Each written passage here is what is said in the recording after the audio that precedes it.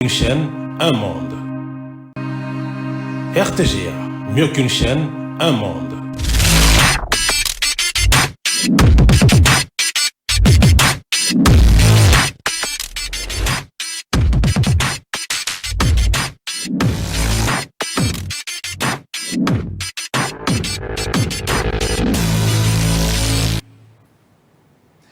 Mesdames et messieurs, bonsoir et voici Mise au point, votre magazine sociopolitique, mise au point qui vous met au cœur des questions d'actualité.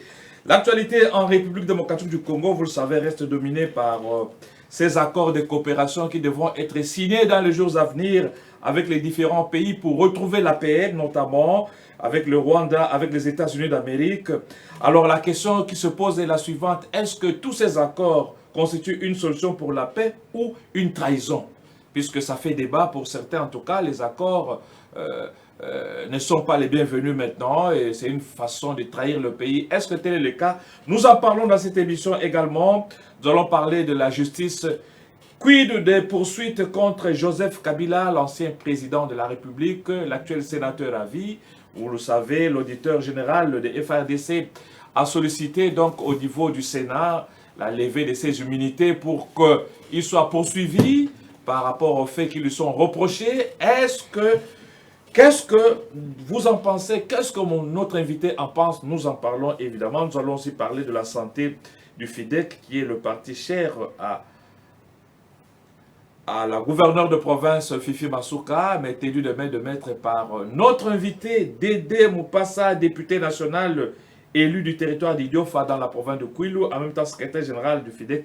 Bonsoir. Président national. Président national, excusez-moi de vous réduire. Président national du parti politique qui fait parler de lui ces derniers temps. Bonsoir. Bonsoir. Très en forme. Bon, dire très en forme, c'est donner l'excellence de tout ce qui se passe au pays. On ne peut pas être très en forme quand la population d'Idiofa souffre encore de toute sa demande qu'il adresse au gouvernement congolais. On ne peut pas dire très en forme avec les inondations de calamités qui arrivent dans cette ville. Vous voyez un peu dans quelles conditions nos populations se battent pour survivre. On ne peut pas dire tout très en forme en tant qu'autorité du pays ou dans cet ensemble où les chefs d'État se battent matin, midi, soir pour rechercher la paix. On ne peut pas se dire. Donc nous sommes dans ces combats d'ensemble, de relever le niveau de vie. Ah, j'ai senti à vous la dimension d'un député national, puisque Oui. les inondations, il n'y en a pas eu à Idiofa, mais là, vous prenez corps et effet pour les victimes. Voilà, le député national compatissant, si Voilà. je peux le dire. C'est dans ce titre-là que je dis, je n'en ai pas à l'aise comme vous le croyez. Alors, beaucoup d'accords en gestation avec des pays pour retrouver la paix. Nous allons commencer par l'accord qui sera signé incessamment entre la RDC et les États-Unis d'Amérique. Minerais contre sécurité, une idée du chef de l'État qu'il est en train de matérialiser. Alors, est-ce que vous trouvez sa démarche plausible aujourd'hui et maintenant? Oui, mais d'abord, constitutionnellement, c'est son rôle d'engager le pays dans des traités, dans des accords. C'est son rôle. Et seulement, il y a des accords qui prennent l'initiative et le gouvernement analyse, signe même si c'est possible, et ça vient d'être... On ramène maintenant au Parlement pour entériner. C'est-à-dire informer au peuple de comment on a pris cette initiative, les motivations et qu'est-ce que ça doit donner. Et tout cela, c'est parce qu'il est engagé dans ce mandat que le peuple l'a donné pour cette mission constitutionnelle. Donc, s'il y a des critiques, c'est des gens qui, peut-être, qui ont l'expérience dans des types de contrats au monde, qui estiment que ça peut ou ne pas donner. Mais en ce qui concerne l'engagement, je pense que c'est des droits qui puissent le faire. Et dire que c'est un échange contre la paix, de tous ces jours, tous les accords que nous faisons, c'est pour la paix.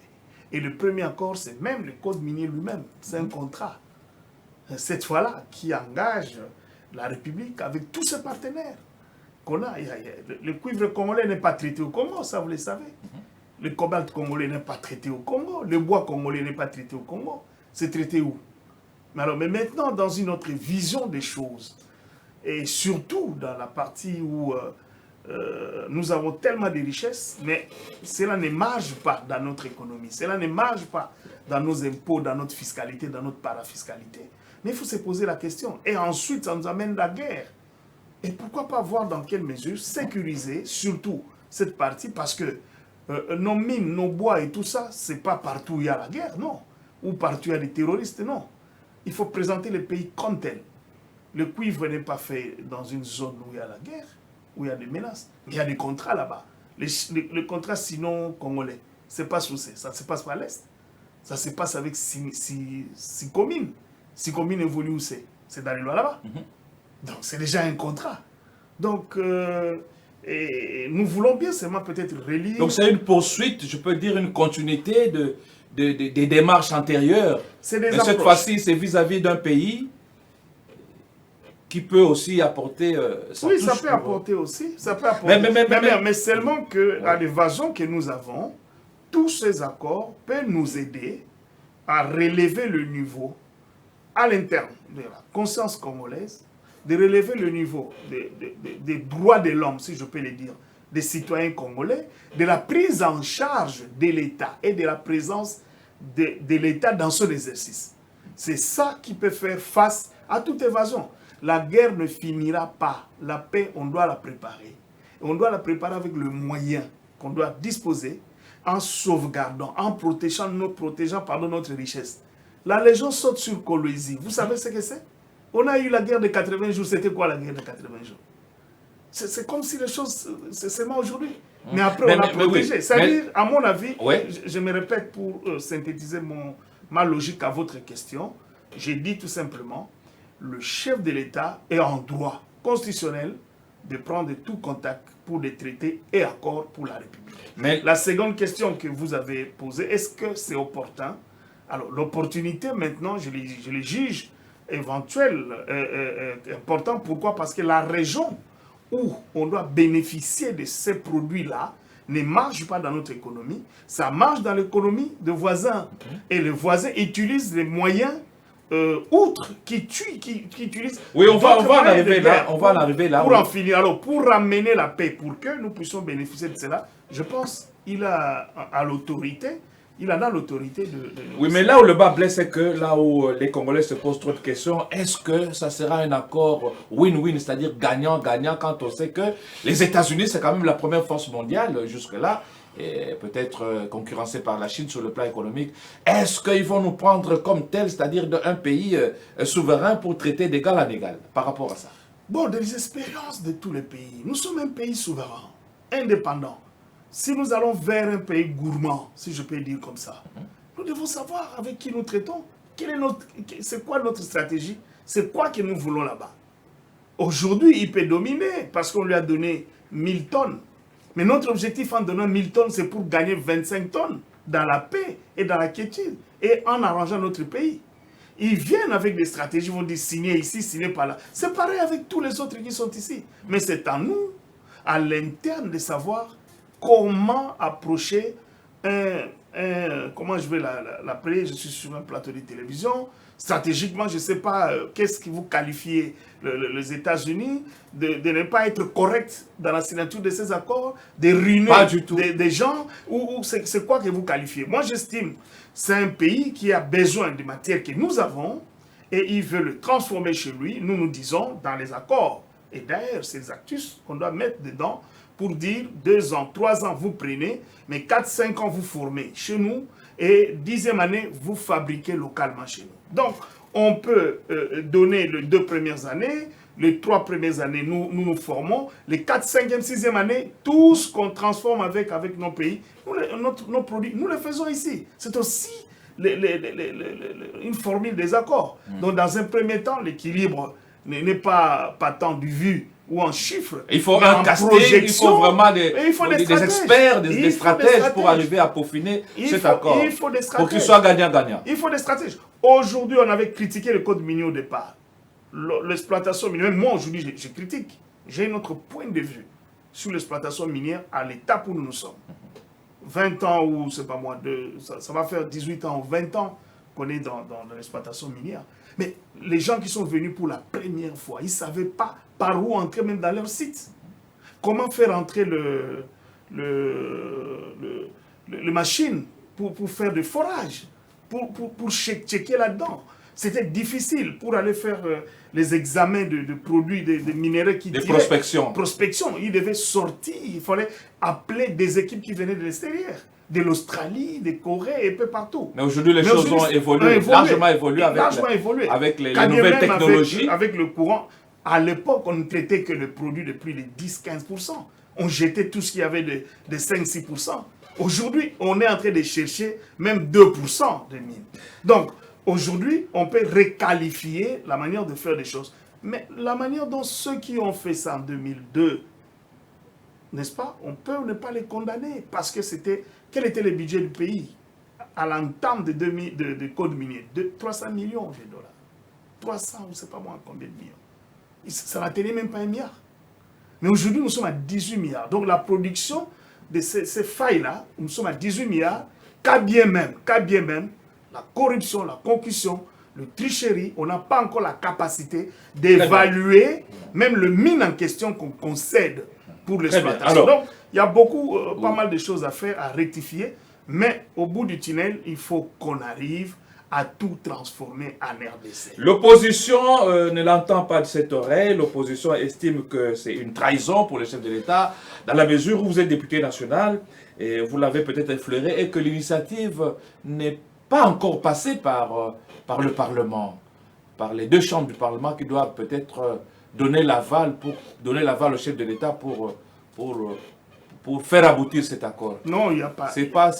Non, il n'y a pas. En dehors de la guerre, ou c'est pas moi quoi là, tout n'est pas venu se solliciter au Parlement. Et chaque institution, dans la séparation du pouvoir, agit. Le président de la République donc il est dans le bon maintenant. Il est dans le bon de tirer. Et vous allez entrer en danse à quel niveau? On va entrer en danse dès que ça revient au niveau du Conseil des ministres. Les ministres sectoriels vont examiner, vont mettre ça en comparaison avec la loi du pays et surtout en rapport avec notre constitution. Mais alors, ça deviendra, tous ces traités deviendront de loi du pays, mais supérieures à la constitution. Parce qu'on a décidé comme tel dans notre constitution que les accords engagés par le président de la République, discutés en Conseil des ministres et validés au niveau du Parlement, ont une supériorité sur les lois du pays. Donc, on va voir, alors, pour arriver à tout cela, mais il y a des lois, par exemple, en ce qui concerne la cession d'une terre ou c'est pas moi quoi, ça requiert un référendum. Mais nous ne sommes pas encore là. On n'est qu'au niveau des négociations. Mais donc, il n'y a pas encore de trahison à ce niveau, il n'y a pas de trahison. Moi, je ne sais pas, la trahison, c'est quand on va en dehors de la loi. Vous faites des choses selon que vous vous sentez fort au pouvoir, sans tenir compte de ce qu'est le pouvoir qui vous a, sur lequel vous avez prêté serment. Vous allez à côté, c'est là où on peut parler de trahison. Mais pour l'instant, il en a plein pouvoir pour aller négocier partout au monde, que ce soit avec les Coréens, que ce soit avec les Américains. Pour autant, l'objectif, moi je dis, dans le contenu de ce contrat, que les juristes, les spécialistes, les métallurgistes, les géologues participent dans ces... Qu'on ne laisse pas ça, c'est une affaire de politique.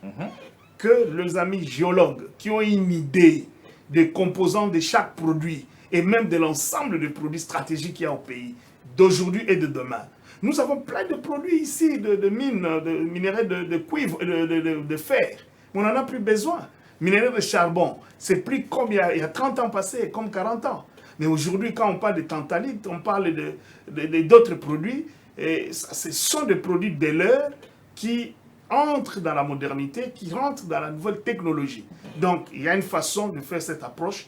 Et ceux qui peuvent donner, en dehors des juristes qui construisent des phrases contractuelles, il faut consulter ou se faire accompagner des géologues qui sont dans ces pays, des grands, qui ont travaillé à la GECAMIN, qui ont travaillé comme conseiller dans ces pays, dans des recherches et dans des études, pour donner des éléments qui peuvent ne pas donner une position aux signataires dessinée de cette manière ou de cette autre manière. Voilà. En tout cas, ça c'est bien dit. Je pense qu'on va en tenir compte. Alors, deuxième accord, c'est en gestation avec le Rwanda, RDC Rwanda.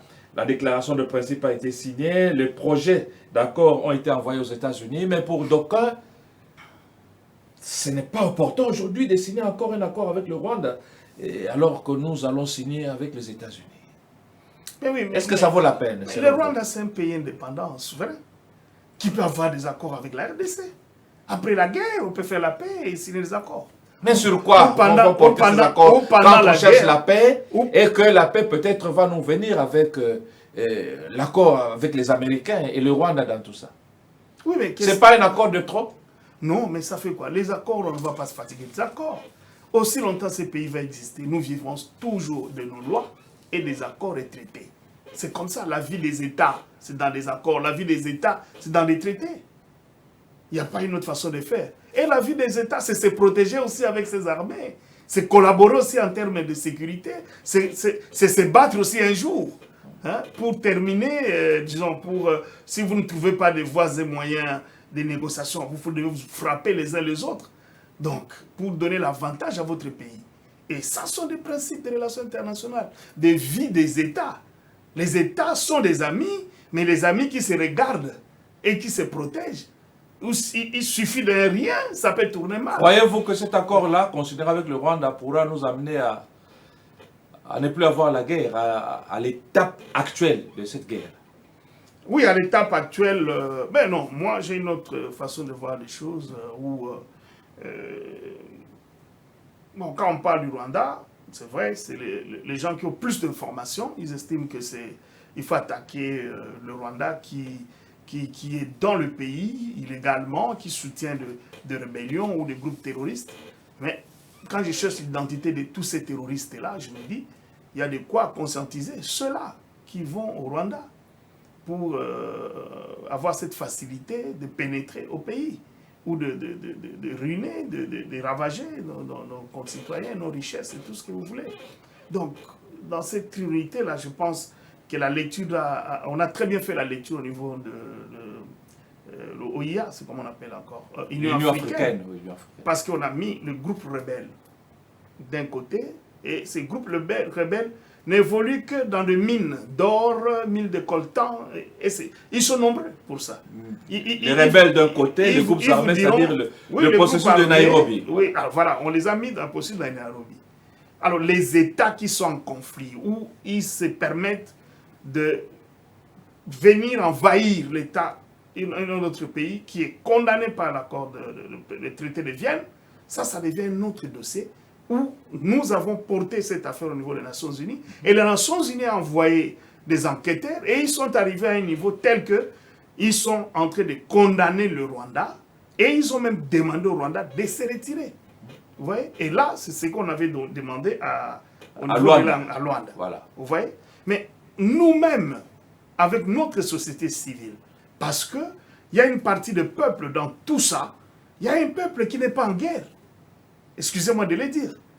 Les échanges de Rwandais de Kigali avec les Rwandais de Goma, c'est parce que, comme toujours, ils ne sont pas en guerre.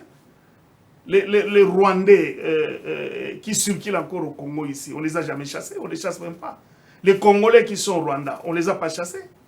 Donc, il y a une partie de la société civile qui devait être traitée aussi pour consolider. Donc, il y a nécessité, justement, selon vous, de cet accord avec le Rwanda aujourd'hui. Oui, mais le Rwanda comme État est en conflit avec la RDC. Le Rwanda comme État est en conflit avec la RDC. Et l'affaire est portée là où les uns les autres se sont mis d'accord dans des traités, je parle du traité de Vienne et d'autres traités qui interdisent le fait d'envahir le pays voisin sans raison hein, et pas d'autorisation pour accéder avec votre armée afin de créer une rébellion ou des tueries et l'exploitation peut-être minière ou autre. C'est interdit par rapport aux engagements que nous prenons tous au niveau des Nations Unies. Voilà. Et le Rwanda, c'est un pays qui est membre des Nations Unies, nous également. Donc, on est en train de nous juger, comment on fait dire, on est en train de nous regarder, de porter des condamnations et de porter cette affaire à ces niveaux-là. Donc, c'est normal que ça puisse se poursuivre. Voilà. Et dans l'entretemps, c'est la délégation du gouvernement qui est en discussion ou en échange avec le M23 à Doha, et au Qatar. Quelle chance donnez-vous à ces rencontres? Là, on parle groupe armé, puisqu'on parle d'abord M23. Est-ce qu'il y a une chance de réussite de ces rencontres, de ces négociations? Oui, ça va finir. On n'est pas à la guerre mondiale. Ça va finir, même la guerre mondiale a fini un jour. Ça va finir. Mais seulement, ça prend trop du temps et que ça freine le long du développement. Ça freine le long la mise en place de politiques d'ordre local et national et international pour permettre à ce que la région puisse prospérer, pour permettre à ce que l'Afrique puisse décoller. Et on ne va pas décoller avec des petits conflits à gauche, à droite. Et au même moment, on est en conflit avec le Rwanda, Burundi s'implique dans un cas ou dans un autre, et l'Ouganda se positionne. Quand est-ce qu'on fait un projet d'ensemble? Quand à dire que les uns sont dans les corridors asiatiques, je veux dire indiens, dans l'océan Indien, et une partie est dans le corridor atlantique, où nous devions relier les deux corridors pour permettre à ce qu'il y ait fluidité et de personnes et de biens, pour développer nos grands groupes en termes de commerce et attaquer le grand nombre chinois. Quand est-ce que nous allons faire la revanche contre la Chine en termes de marché? Parce que la Chine reste un grand marché. On n'en est pas encore là, puisque à l'interne, il y a déjà il y a des pour fissures au niveau du continent, il y a des fissures, tout ça. Alors, pour d'aucuns, Doha et les États-Unis, Doha qui prend un peu le processus de Nairobi, les États-Unis le processus de Luanda avec l'accord entre la RDC et le Rwanda. Mais pour d'aucuns, ça montre qu'il y a échec de la médiation sous-régionale au niveau interne de l'Afrique. L'échec de l'Union africaine, échec de la sous-région avec tout ce qu'il y a eu comme médiateur. À ma connaissance, les États-Unis ne remplacent aucune tribune de négociation. À ma connaissance. Mais les États-Unis vont favoriser la signature entre la RDC et le Rwanda, qu'on n'a pas pu. Non, mais au niveau de Rwanda, ça a capoté. La signature de RDC, Rwanda et les États-Unis n'a rien, disons, ça ne reprend pas les termes qu'on a retenus aux Nations Unies, ça ne reprend pas les termes qu'on a retenus au niveau de l'Union africaine. Les États-Unis ne diront pas au Rwanda d'aller de retirer ses armes, ses militaires. Ça ne les concerne pas. On dit, bon, sur le marché, qu'est-ce que nous avons? Nous avons les coltans. Vous, Rwanda, qu'est-ce que vous voulez? Et nous, pour faciliter la tâche, à cause de tel élément, voilà, nous allons utiliser tel réseau bancaire. Nous allons utiliser tel corridor de mouvement. Nous allons utiliser ainsi de suite. Et le Rwanda présente aussi son problème. Ça récupère pas. Mais ça peut avancer. Si de ce côté-là, on a avancé, ça va laisser des coquilles vides dans tous ces accords du Rwanda et tout ça. Les coquilles vont rester vides et on va constater à la fin que ce dont on voulait bien réconcilier. Voilà justement la question. Alors, quelle sera alors la place de l'ancien président nigérien Obasanjo qui a été mandaté par l'Union africaine? Et il continue. Je vous dis, le terme de référence de la négociation entre la RDC et les États-Unis, ce n'est pas le même terme de référence présenté aux Nations Unies, dirigé vers l'Union africaine, dont on a donné la charge soit au Kenya, soit à l'Angola. Ce n'est pas pareil. Ici, nous négocions, on dit la paix contre le minerai contre la paix. Qu'est-ce qu'on dit? Oui, paix contre minerai. Alors, minerai, c'est un contrat économique. Un contrat de paix n'existe que par conséquence. C'est un contrat économique qui doit suivre aussi. Attention, le contrat économique ne s'arrête pas au niveau congolais. Non. Au niveau international, c'est suivi aussi. Parce que le mine doit être tracé, la traçabilité compte. Si vous faites de l'exploitation illicite dans le monde, vous utilisez des éléments qui ne sont pas appropriés dans des accords internationaux, outre que qui doit tenir compte de cela, dans ce que nous signons, on va dénoncer cela au niveau international. Et les produits congolais risquent de ne pas accéder sur le marché, même si c'est les États-Unis qui signent avec le Congo. Voilà. Le Rwanda, c'est la même chose. Et au Rwanda, on va dire, il doit cesser de s'approprier comme origine. Non. Il doit maintenant déclarer qu'il est un pays de transit. un pays de transformation de tel niveau à tel niveau. Mais le pays d'origine, c'est la RDC.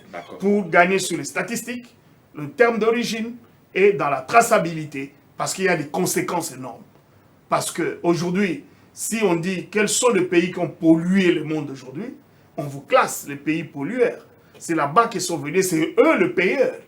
Hein? Et nous qui avons subi cette pollution au jour d'aujourd'hui, nous gardons encore des valeurs en termes de nos forêts, en termes de tout ça, de nos tourbières. Et cela est calculé pour qu'aujourd'hui nous puissions avoir ces avantages-là en tant que pays conservateur, en tant que pays qui participe dans l'équilibre de climat, disons, de réchauffement climatique. Voilà. Avant, en fait, mais au niveau interne, il y a l'opposition politique qui voit toutes ces démarches, États-Unis, Doha, l'opposition qui n'est pas contre totalement, mais qui estime que ce sont des démarches endogènes et qu'il faut entamer une démarche exogène, c'est-à-dire dialoguer avec la classe politique à l'interne pour retrouver la paix, puisque la paix ne viendra pas des États-Unis, ou encore de Doha. Avis partagé. Mais c'est le même langage que le pouvoir. Le chef de l'État a réuni l'Union sacrée, il a dit qu'il ouvrait à ceux qui veulent bien comprendre de s'approcher de lui et voir dans quelle mesure... Non, ce n'est pas la même chose. C'est la même chose. Le chef de l'État a entamé des consultations en vue de l'ouverture dans le gouvernement. Non. Tout le monde n'est pas venu. Moi, j'invite tout le monde n'est pas venu. Non, j'invite tout le monde. Mais si on réclame d'un dialogue avec la classe politique, c'est-à-dire les opposants tels que Joseph Kabila, Moïse Katumbi, Délice Sanga, Matata Pogno et les autres là, et je ne sais pas moi, Franck Diongo, autour de Félix Tshisekedi en train de parler nation. Mais quand vous stupez ces gens-là, ils prennent les pays en otage. C'est de eux qu'il s'agit. Donc, la situation de ces pays... J'ai cité quelques figures de l'opposition. Voilà, il y en a plusieurs. Vous citez... Mais enfin, je dis ceci. Oui. C'est lui qui a l'impérium, le président de la République, qui a gagné les élections, qui gère le pays, qui est reconnu comme chef de l'État par tous, n'est-ce pas, a estimé qu'il a écouté énormément le cri de ses compatriotes qui sont dans l'opposition. Et on est en train de vivre une situation d'une évasion du pays, accompagnée de quelques Congolais qui sont dans ce genre de groupe. Et il a dit, face à ces événements, qui aujourd'hui a mis Goma, Bukavu dans l'emprise des autres, qu'est-ce qu'il faut faire? Il s'est prononcé. Il dit, si c'est un dialogue pour dire, tu prends quoi, je prends quoi, il n'est pas prenant. Mais si c'est pour continuer avec ces régimes, pour continuer avec le plan qu'il s'est annoncé, dont la population a fait confiance, il dit non, je suis à l'écoute de l'opposition. Venez, qu'on discute. Ils ne sont pas si venus. vous ne pouvez pas venir directement me voir, voyez le conseiller spécial, ils ne sont pas enregistrer. Et après, on est prêt à discuter avec vous l'ouverture d'un pouvoir ou d'un gouvernement d'union nationale. C'est comme ça qu'on a lancé l'appel. Tout le monde n'est pas venu. Ouais. Quelle est la conséquence? Mais comme tout le monde n'est pas venu, non, mais est-ce qu'il y avait un nombre déterminé de gens qui ne vont pas venir? On a dit ceux qui veulent voir les choses avancer. Ce sont ceux-là qui sont venus. Ceux qui ne sont pas venus, certes, ils ont un autre cahier de eux soutiennent la démarche FCC Senko. Oui, ce n'est pas une mauvaise démarche. Mais FCC Senko n'est pas encore à la fin. Il continue ses consultations. Il continue ses consultations. À un moment donné, il va s'arrêter, il va nous dire... C'est qui qualifie le processus de Kinshasa. C'est pas grave. C'est toujours pour amener les Congolais autour d'une table. C'est pas mauvais. Mais ils n'ont pas encore fini. Ils sont en train d'élargir leur assiette. Ils ont commencé avec les Congolais qui sont au Congo. Les Congolais qui souffrent encore peut-être de situations d'exil ou quoi, c'est pas moi. Ils sont en train de contourner partout. Ils ont vu quelques chefs de l'État qui sont en conflit avec nous, qui travaillent avec la main noire, qui se présentent comme main noire, mais qui se lèvent maintenant grand jour grâce à eux pour définir un peu comment un cadre de dialogue peut être défini. Donc moi je trouve que c'est aucun problème, mais cela n'est pas à mettre dans la gestion constitutionnelle du pays, si je dois dire. Parce qu'il y a un régime qui a un pouvoir, qui gère le pays, mais qui, en face de sa gestion, se trouve attaqué par un pays étranger en utilisant les propres fils du pays. Et les propres fils du pays ont un langage comme quoi Ils se font l'opposant. Leur problème, c'est la mégestion. Ils veulent voir le pouvoir de Kinshasa tomber pour qu'ils remplacent, pour qu'eux, ils remplacent. Par quelle voie? Donc, je ne sais pas comment on va... Voilà. Ils vont procéder. Mesdames, Messieurs, mise au point sur ce plateau que vous pouvez suivre aussi sur notre chaîne YouTube. En tout cas, nous poursuivons. On va parler de notre dossier qui fait aussi l'actualité. Joseph Kabila Kabange, sénateur à vie, ancien président de la République. L'auditeur général de FARDC a saisi sa chambre, le Sénat, pour la levée de ses immunités afin qu'il soit jugé. Une démarche normale pour Dédé Mopassa. Non, pourquoi je vais dire une démarche normale? Une démarche normale, si c'est conforme à la Constitution, si c'est conforme à la loi. Si c'est politique, je ne pouvais jamais accepter ça. Non, je ne peux pas accepter, parce qu'on est au pouvoir aujourd'hui, dans la majorité, et puis on va utiliser la loi pour feindre à n'importe quoi. Non. L'ancien président est géré par un régime. Mais ça ne lui enlève pas toute poursuite. Ça ne lui enlève pas toute poursuite. Et ce qui est respecté, c'est que s'il y a des cas d'infraction, on va respecter ce qui est prévu dans la même loi. Et je pense que c'est ce qui est en train d'être fait. Parce qu'ils se sont adressés à qui de droit. On va attendre le résultat du Sénat qui va examiner. Il a des acquaintances avec le M23. Il a séjourné plusieurs fois à Kigali. A dit le VPM Jacquemin Chabadi. L'AFC, c'est lui, a dit le président de la République. Suffisant comme élément pour sa poursuite? Bon, tous ces gens pardon, que vous citez, ils sont politiques. Ce sont des déclarations politiques. La seule déclaration d'État, c'est les déclarations du ministre de la Justice, qui a donné injonction qu'on puisse poursuivre. Ça veut dire qu'il doit avoir des éléments probants. Donc moi, vous et moi, à moins peut-être vous journalistes, vous en avez, moi je n'en ai pas. En dehors de tout ce qui s'est dit au niveau de la presse, et le ministre ne peut pas prendre les risques de donner injonction sur quelque chose qu'il ne maîtrise pas. Vous êtes confiant à la justice congolaise par rapport à cette question? Mais oui, par rapport à toutes les questions, la justice. Mais la justice, c'est quoi? C'est quand la justice commence quelque chose. À la fin, on juge la justice. La justice aussi est jugée par ceux qui en bénéficient. Hein? La justice est jugée aussi. Alors si aujourd'hui on monte, on fomente des histoires autour de cela, demain la justice sera jugée. Mais s'ils les font, parce que c'est là-bas qu'on va le faire, on n'a pas nulle part ailleurs d'aller apprécier ce dont on est en train de projeter pour reprocher au ancien président. Et c'est l'occasion aussi pour lui de venir se défendre, pour dire non, je ne connais pas.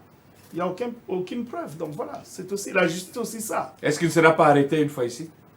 Bon, arrêter, pourquoi on va l'arrêter? Mais s'il est fautif, on l'arrête. Mais s'il ne l'est pas, pourquoi l'arrêter? Voilà, c'est sans commentaire de notre part. Alors, on va parler maintenant de... On a parlé politique, on a tout parlé. On va parler de votre formation politique, puisque vous êtes le président d'un parti politique, le FIDEC, avec comme autorité morale la gouverneure Fifi Masuka. Quelle est la santé du parti? Oui, le parti est là. On continue le recrutement, je veux dire aussi. Les adhésions fluent de partout. Nous organisons à la base. C'est comme ça qu'il n'y a pas assez d'activités visibles parce que nous annonçons... Ah voilà, c'est la question que j'allais vous dire. Oui. On ne vous sent pas sur le terrain. Oui, nous sommes sur le terrain, mais nous sommes ne vous sent pas. Non, nous sommes sur le terrain, mais pas dans de grandes masses, comme vous attendez, de meetings, tout ça, non. Nous sommes en train de réformer. Non, la politique, c'est cela. La politique aussi, c'est le fait de se reconstituer dans des cellules. Chaque samedi, dimanche, tout le monde rentre dans sa cellule. Nous voulons avoir encore un grand nombre, élargir vraiment notre tente de cellules, le grand nombre de cellules, avoir beaucoup de gens qui comprennent l'idéologie, qui ont la vision de Madame Fifi, et voir un peu qu'est-ce que nous projetons pour l'avenir.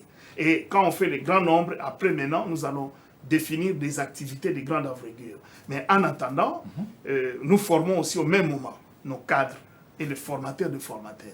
Parce que d'ici 2-3 semaines, nous avons une grande formation donc, de mise à niveau de nos membres, les cadres, qui vont venir de province avant d'aller à notre congrès qui sera pratiquement au mois d'octobre, qui reflète la date de notre 15e anniversaire. Donc, octobre, il y aura un congrès, mais pour l'instant, nous travaillons dans nos cellules. Nous sommes en train de revisiter nos membres dans nos cellules. Ils sont encore combien? Oui. Est-ce qu'il faut ajouter des cellules? Mais on vous reproche à l'heure actuelle d'être un parti un peu à caractère, passez-moi le terme provincial, puisque quand on voit l'espace Grand Katanga, c'est là où on peut parler FIDEC, mais ailleurs, vous n'êtes presque pas là, semble-t-il. Qu'est-ce qui se passe? Moi, je suis député d'Idiofa. C'est en dehors du Lualaba. Je suis député d'Idiofa. Et Ron est député de Kinshasa, en Galema. C'est en dehors de tout Vous ça. avez des antennes au Congo central, Mais oui, à l'équateur, nous sommes partout. On a eu des candidats Sud partout. Ubangi, Nord Ubangi. Partout, on a des candidats Sud Ubangi. Vous êtes présent dans combien de provinces? Dans toutes les provinces. Nous avons le vice-gouverneur dans le Maniema.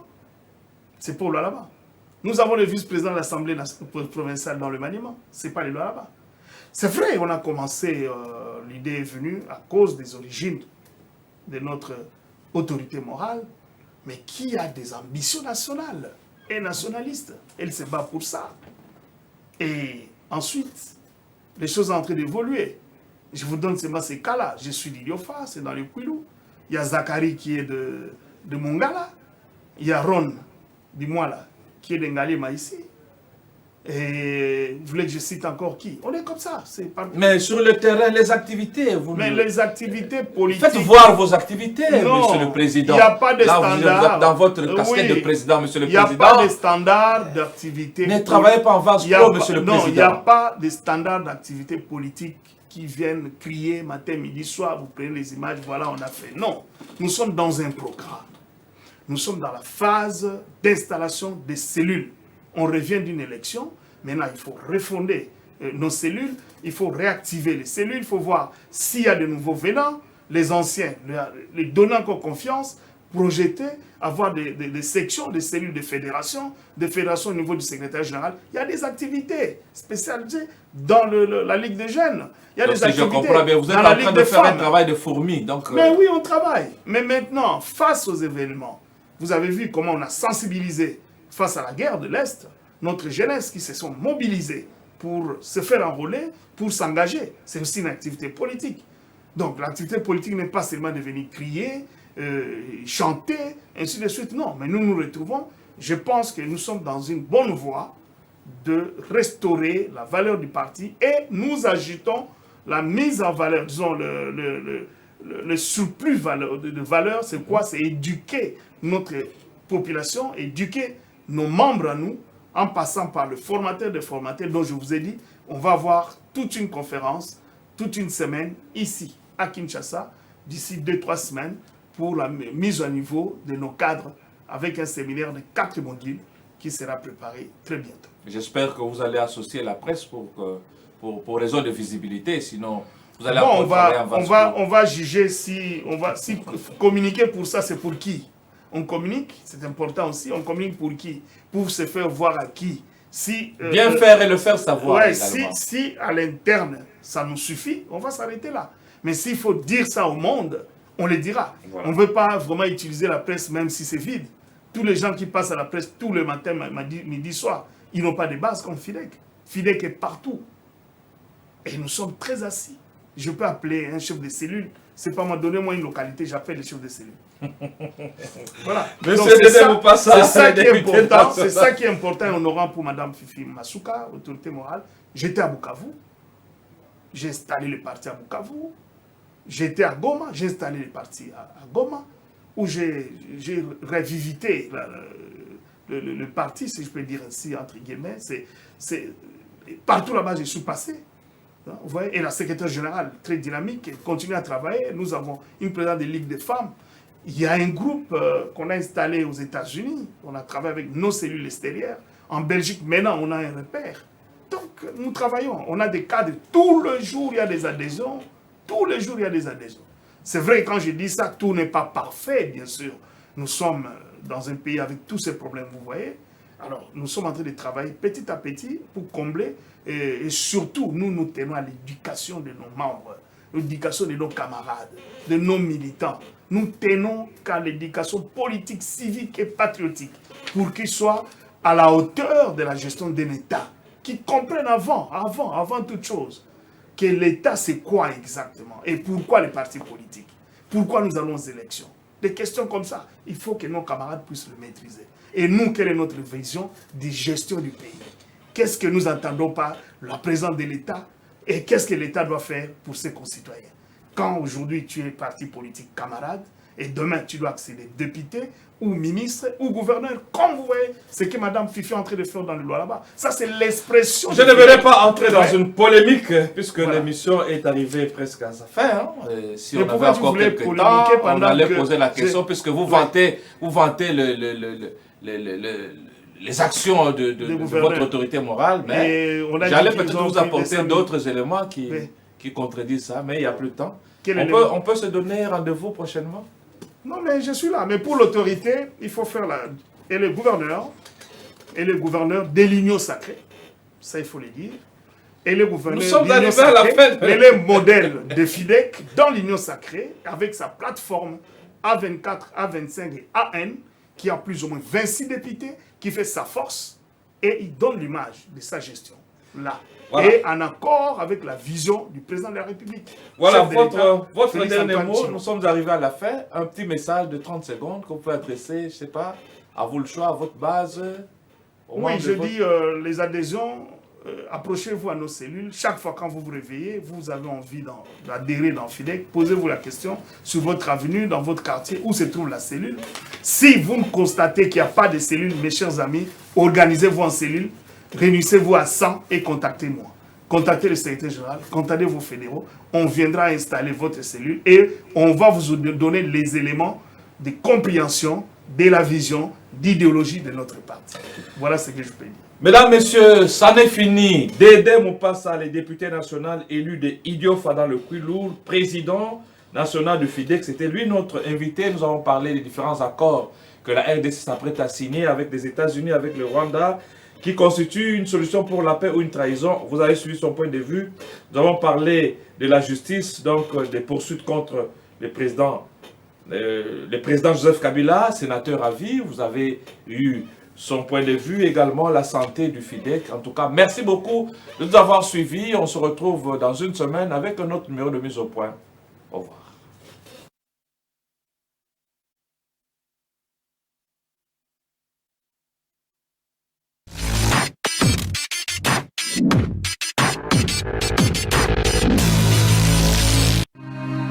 RTGA, mieux qu'une chaîne, un monde.